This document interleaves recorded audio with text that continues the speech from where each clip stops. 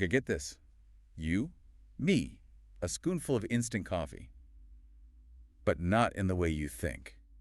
This is already interesting. We're diving deep into the creative and safe, don't worry ways to consume instant coffee, like eating it. Eating instant coffee. Yeah.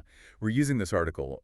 It's called Can You Eat Instant Coffee? It's from a website called Coffee at Corner. Okay, so what does it say? Like, how do they recommend eating instant coffee? They do mention making it the regular way, in a mug. Okay, sure. But then things get a little wild, like using black coffee or even espresso shots. Ah, I see.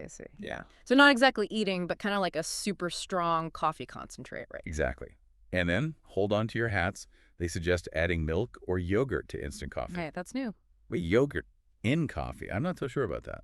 Well, think about it. You could use like Greek yogurt for a tangy, contrast to the bitterness, or even coconut yogurt for a smoother, kind of like a tropical vibe. Okay.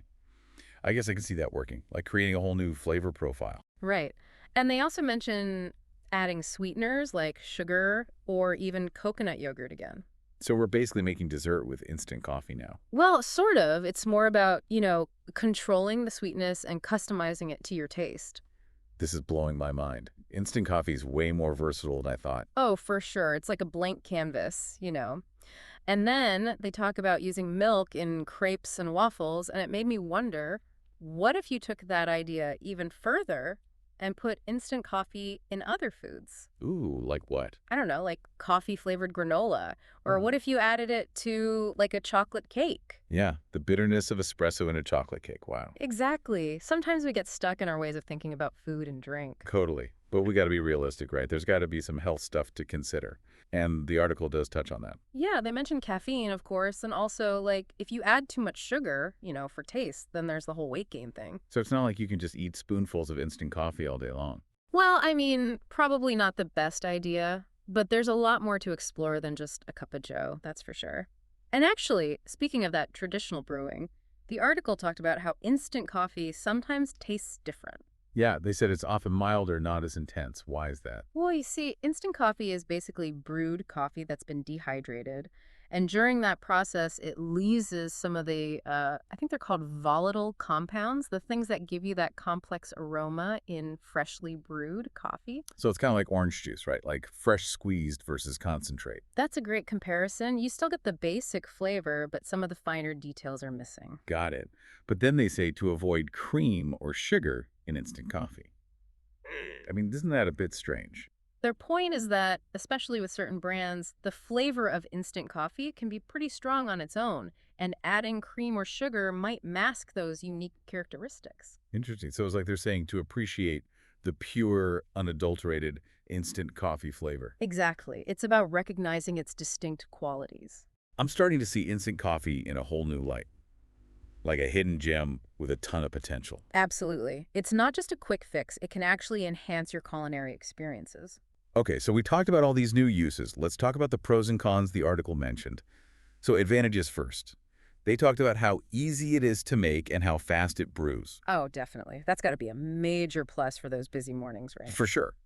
But they also said that it might not be super popular in the US because people worry about the chemical additives. Yeah, I can see that. Some people are definitely concerned about how it's processed and the potential additives, so they're hesitant.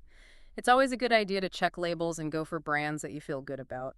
Transparency is key. Yeah. All right, now on the flip side, disadvantages. They said it has a thinner, less intense flavor than brewed coffee. Right.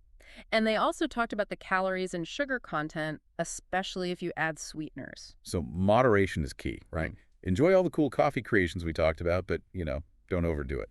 Exactly. Finding a balance is key. It's all about enjoying instant coffee without, jeopardizing your health goals. Right. And the article also said that instant coffee can be a great alternative to traditional brewing, whether it's for your morning pick-me-up or, like, a nice evening treat. Absolutely. And don't forget about the cost. Instant coffee is usually way more affordable than those fancy coffee shop drinks. That's a big plus these days. Totally. Finding ways to enjoy the things you love without spending a fortune is always a win. Okay, so we've covered taste, convenience, cost. That was. Now let's go a little deeper into the health stuff.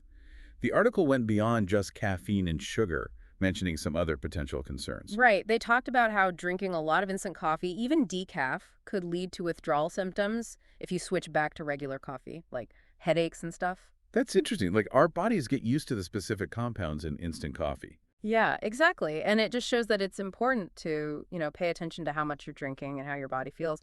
But of course, not everyone reacts the same to caffeine and other stuff. Right. What works for one person might not work for another. Exactly. It's all about personalizing your approach to coffee. This is really eye-opening. I'm starting to think of instant coffee as more than just a drink. It really is. It has a rich history, and like we said, it's super versatile. Yeah, we've looked at its versatility in cooking, the possible health benefits and downsides, and how it affects our taste buds. It's amazing how something that seems so simple can spark such an interesting conversation. That's what I love about these deep dives. Yeah, They really challenge our assumptions and open our minds to new things. for sure. It makes you realize that there's always more to learn, even about things you think you know well. It really does. I'm definitely seeing instant coffee in a whole new light now. Yeah, that's what happens when we really dig deep into a topic.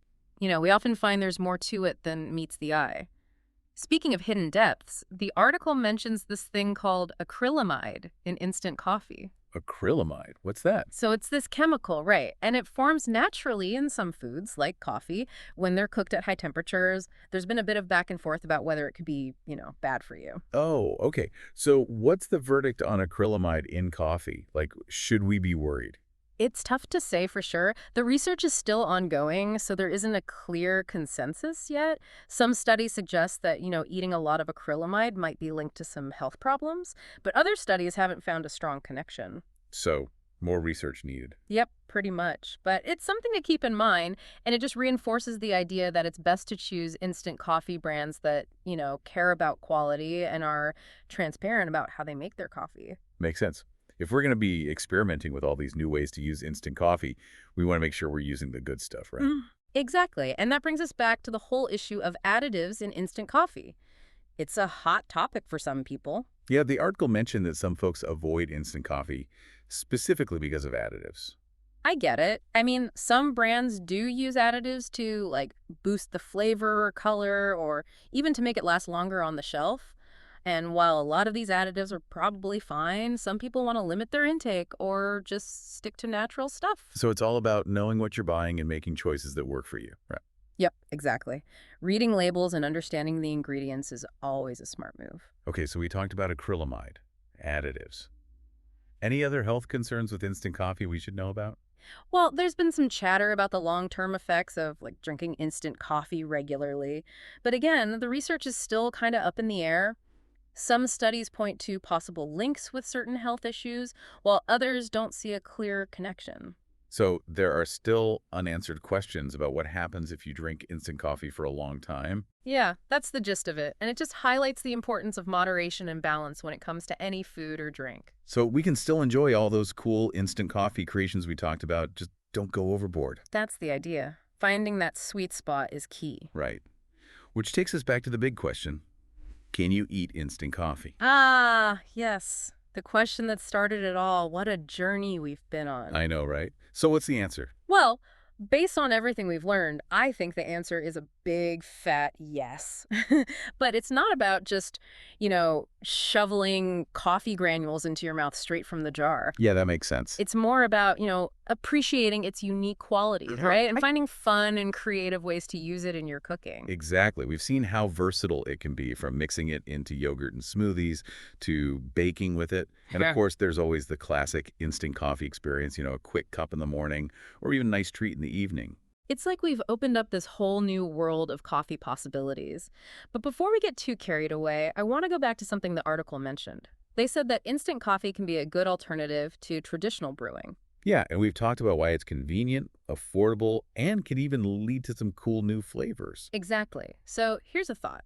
Do you think that by exploring these new ways of using instant coffee, people might actually change their whole coffee routine? That's a great question. Yeah. I think it has the potential to, yeah. If someone discovers that they actually love the flavor and how easy it is to use, it might make them rethink their coffee habits. Maybe they'll realize it fits their lifestyle better than traditional brewing. So it's not just about expanding our culinary horizons. It could be about, like, changing how we think about coffee altogether. Exactly. And that's what I find so fascinating about these deep dives. They go way beyond just answering a simple question. They make us curious and inspire us to explore new things. Well, I know I'm feeling inspired. This has definitely changed my view of instant coffee. I can honestly say I'll never look at it the same way again.